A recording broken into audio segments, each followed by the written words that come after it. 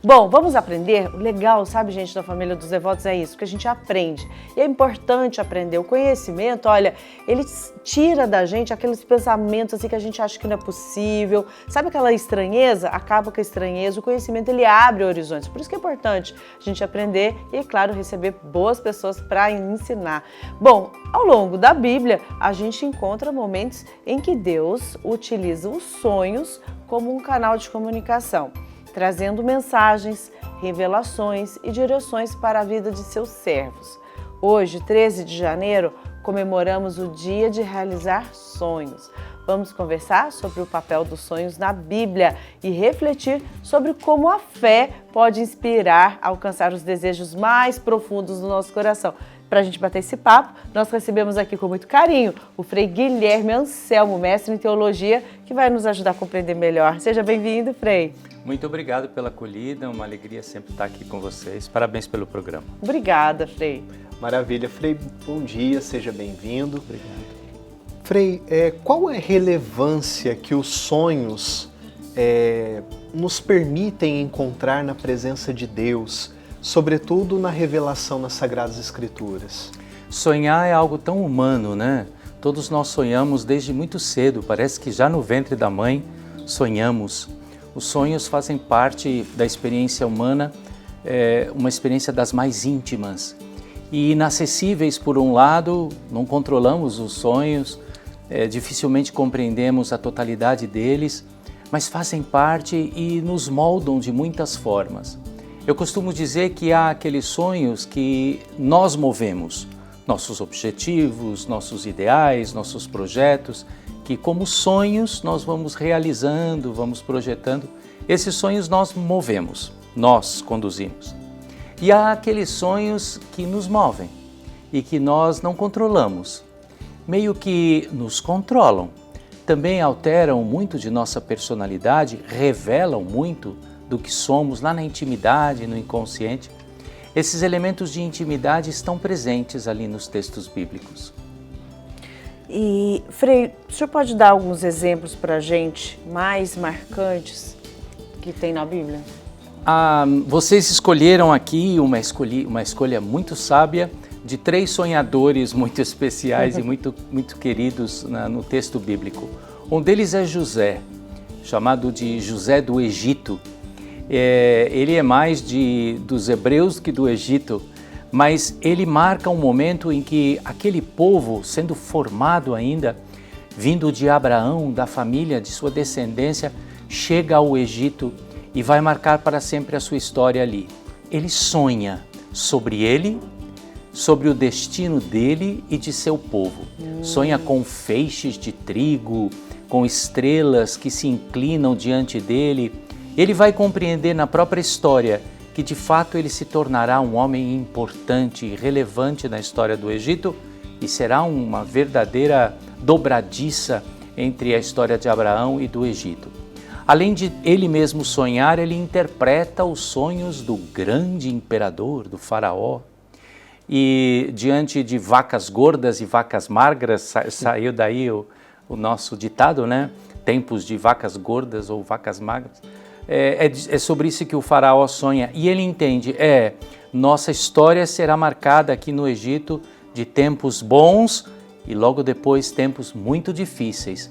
Preparemo-nos enchendo nossos celeiros para os tempos das vacas magras.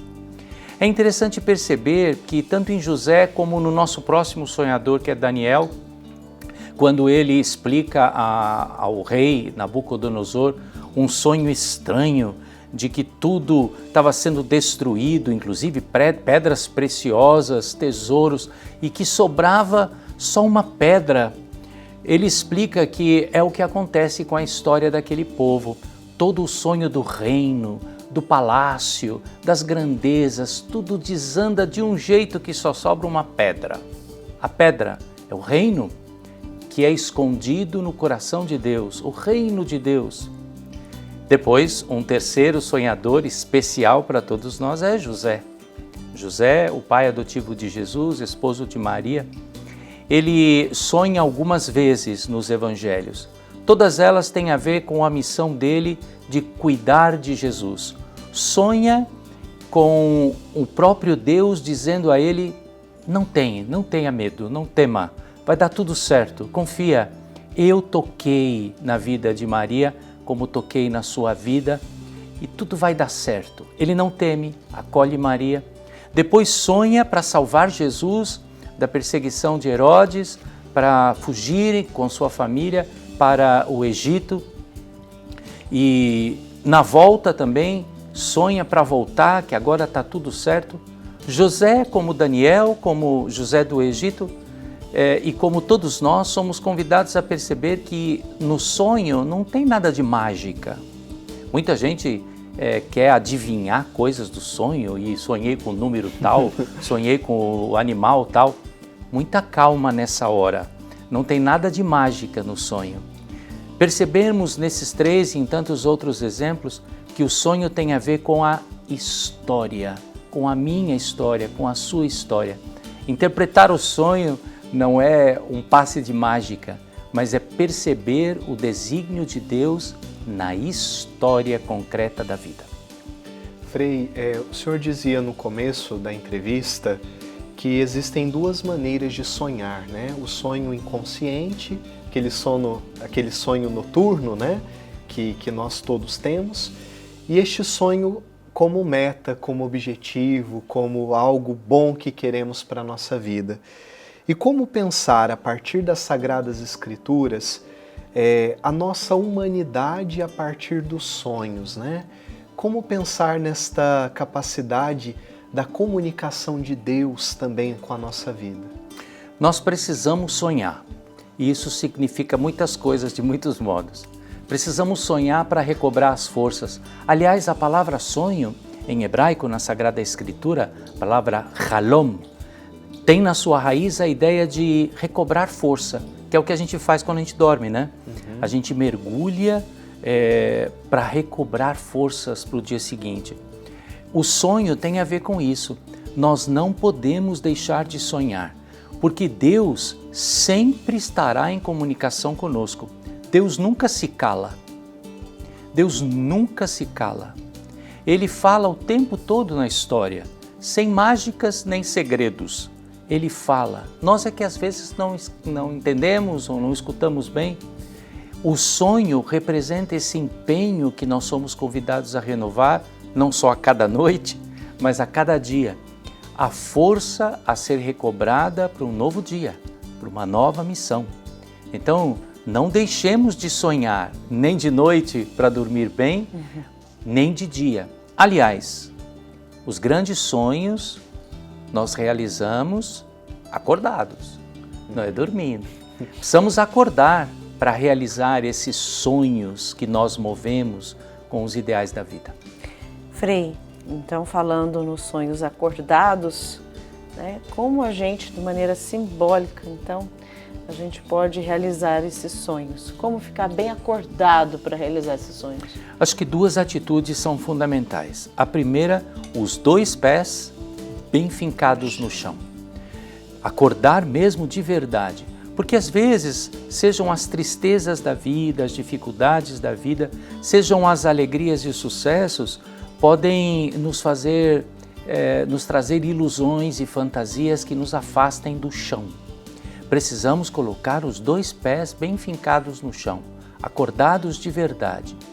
E a segunda atitude é essa do ano jubilar, né? Tão bonito falarmos disso. Esperança. Sonho tem a ver com esperança. Eu preciso olhar para frente e, apesar de não enxergar muita coisa, às vezes com clareza, como quem lembra de um sonho e não entende bem, né? Precisamos despertar a nossa esperança. Olhar para frente e dizer: não estou sozinho, Deus está comigo, estou com a minha comunidade, com a igreja, com a minha família. Olhar para frente e renovar a força jubilar da esperança. A esperança não nos decepciona mesmo. Precisamos disso em tempos difíceis. Que bonito, né, Frei? E pensar a esperança justamente é pensar algo bom para o futuro, é realizar aqueles objetivos que sonhamos, é uma casa, é um carro, é uma família, tantas coisas que nós colocamos como meta, né, para a nossa caminhada. Frei, desejamos que o senhor tenha bons sonhos. Vocês também. Continue muitos sonhos. sonhando Obrigada. sonhos de Deus. Amém. A todos E nós. agradecemos o senhor pela participação, pela presença, pela sua missão também na igreja. E também gostaria de pedir para o senhor deixar aí um recadinho para o nosso povo que está participando, acompanhando conosco. E, sobretudo, neste ano jubilar, né? Que tenhamos também muita esperança nos nossos sonhos. Sonhe, minha irmã, meu irmão, não sonhe dormindo e nem sonhe sozinho. Precisamos acordar e nos darmos as mãos para sonharmos juntos, projetos comuns, sem desanimar. Um encontra força no outro. Vamos em frente. Deus nos ampare e nos sustenta. Amém. Muito obrigado pelo convite, pela Que assim oportunidade. seja. Obrigada, Frei. Amém. Tudo de bom.